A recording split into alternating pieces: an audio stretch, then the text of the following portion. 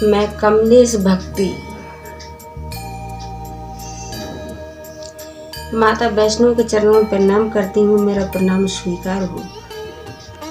नैना देवी के चरणों में प्रणाम करती हूँ, मेरा प्रणाम स्वीकार हो। चिंतपूर्णी के चरणों में प्रणाम करती हूँ, मेरा प्रणाम स्वीकार हो। केला देवी के चरणों में प्रणाम करती हूँ, मेरा प्रणाम स्वीकार हो। मैं 9 माताओं के चरणों में प्रणाम करती हूँ, मेरा प्रणाम स्वीकार हो। धरती माता के चरणों में प्रणाम करती हूँ, मेरा प्रणाम स्वीकार हो। सभी देवी देवताओं के चरणों में प्रणाम करती हूँ, मेरा प्रणाम स्वीकार हो। सभी गुरु बहन गुरु भाइयों के चरणों में प्रणाम करती हूँ, मेरा प्रणाम स्वीकार हो। माता पिताओं के चरणों में प्रणाम करती हूँ, मेरा प्रणाम स्वीकार हो। अब नवरात्रि चल रही है, तब मैं आपको एक माता वैष्णो की शक्ति, माँ वैष्णो का चमत्कार आपको दिखाने जा रही हूँ। आइए, आप सबका भक्ति भंडार में स्वागत है। एक बुढ़िया माता थी, तो उनके 2 पुत्र थे और एक बेटे की उन्होंने शादी कर ली। बड़े बेटे की शादी कर ली और छोटे बेटा की शादी नहीं की। तो बुढ़िया माता के कोई भी चीज का अन्न धन और खेती बाड़ी, कोई भी चीज का वैष्णो मैया की कृपा से कोई चीज का कमी नहीं था। बुढ़िया माता हर चीज से फली फूली थी। तो जो बड़ी वाली बहू थी, जो बड़ा बेटा था तो वो फौजी था और बहू थी वो मेट्रो में ड्यूटी करती थी। तो बहुत सब जैसे 2-3 साल हो गया, 2-3 साल हो गया, तो बुढ़िया माता को टेंशन होने लगा कि मेरी बहू के अभी तक कोई बच्चा जन्म नहीं लिया है, कोई बच्चा जन्म नहीं लिया है। तो वो माता रानी की भक्त तो थी, बेचारी सुबह शाम पूजा पाठ करती थी और माँ वैष्णो से अपनी मनोकामना मांगती थी, मनोकामना मांगती थी। कुछ दिन बाद और जो उनकी बहू थी, तो उसके कोख से एक बेटे ने जन्म लिया।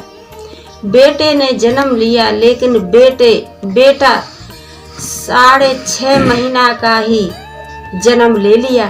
तो आप सब जानते हो कि 6.5 महीना का बच्चा बहुत ही भाग्यशाली होता है, बहुत ही भाग्यशाली होते हैं, उन्हीं का बच्चा ठीक रहता है। मैं कहती हूँ कि माता रानी सबकी आत्माओं को लिए शांति दे और सबको फले फूले, सबको मैया अपनी दया दृष्टि सबके ऊपर रखे। तो बेटे ने जन्म तो ले लिया, जन्म ले लिया हॉस्पिटल में, लेकिन बेटा तो जैसे मतलब मन खुश भी था और अंदर मन में दुख भी था कि इतने साल बाद तो मेरी बहू के एक पोते को जन्म दिया, और वो भी ऐसा मेरे पोता जन्म लिया है। तो बुढ़िया के पास तो कोई चीज का कमी नहीं था। तो हॉस्पिटल में ही जो एक मशीन आती है जो जिसमें बच्चे को रख देते हैं, उसी मशीन में और बच्चे को रख दिया, और बहू और बेटा 10 दिन 15 दिन 1 महीना बेटे के पास रहे। और बहू का भी कॉल आने लगा और बेटे का भी कॉल आने लगा कि भाई अपनी ड्यूटी जॉइन कीजिए, अपनी ड्यूटी जॉइन कीजिए। तो बेटा भी अपनी ड्यूटी के लिए चले गए और बहू भी अपनी ड्यूटी के लिए चले गई।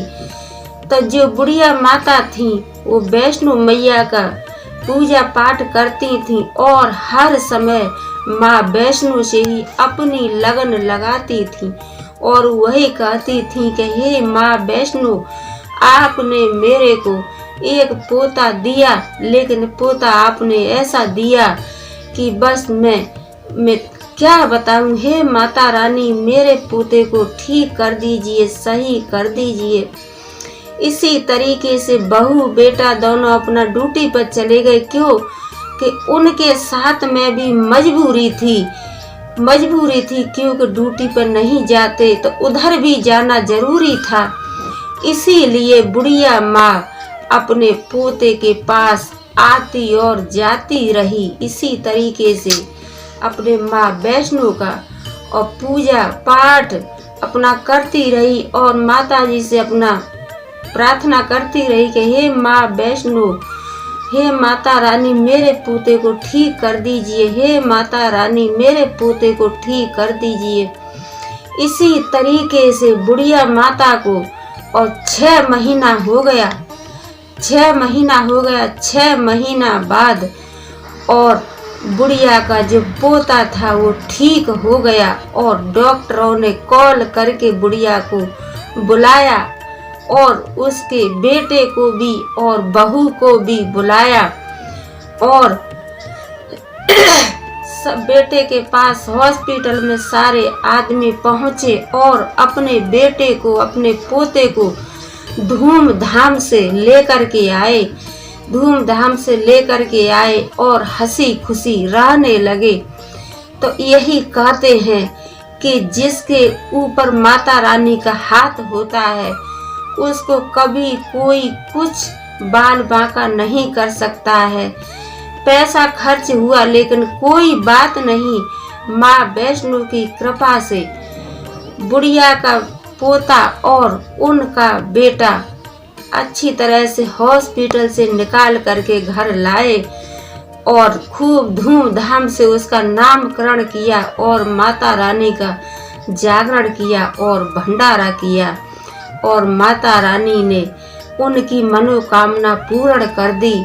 तो मैं यही कहती हूँ अपनी माता और बहनों से और भाइयों से कि जो माता वैष्णो का व्रत और 9 देवियों का व्रत जो श्रद्धा और भक्ति से करते हो उनकी माता रानी हमेशा मनोकामनाएं पूर्ण करती हैं। तो मैं यही कहूँगी कि हे माता रानी, जैसे आपने बुढ़िया माता की इच्छा पूरी की ऐसे ही सभी बहन और भाइयों की, माता और पिताओं की, सबकी मनोकामना पूर्ण करना। हे माता रानी, हे माँ, आप तो सारे जग में आपका उजाला है। हे माँ वैष्णो, आपका उजाला है, आप सब कोई मनोकामना पूर्ण कीजिए। बोल दुर्गे मैया की जय, बोल वैष्णो मैया की जय, बोल सच्चे दरबार की जय, बोल लांगुरा बलवीर की जय। मेरी वीडियो को लाइक, शेयर, कमेंट, सब्सक्राइब कीजिए और सब्सक्राइब कमेंट करते समय आप मेरे को बताइए बहन भाइयों के आपको कहानी मेरी कैसी लगी। जय वैष्णो मैया, बोल सच्चे दरबार की जय। जल्दी से जल्दी लाइक कीजिए, सब्सक्राइब कीजिए, कमेंट कीजिए, कमलेश भक्ति को आगे बढ़ाइए। गलती हो तो उनको क्षमा कीजिए। और बहन भाइयों, मेरे पास जितने आप सबके चैनल हैं, मैंने आपके चैनल को, सबके चैनल को मैंने सब्सक्राइब अपने हाथों से की हूँ मैं। तो भाई आप भी थोड़ा सा मेरी तरफ ध्यान दीजिए। मैंने आपके सबका चैनल सब्सक्राइब की हूँ और लाइक भी की हूँ, तो आप भी मेरी तरफ थोड़ा सा ध्यान दीजिए। बोल सच्चे दरबार की जय।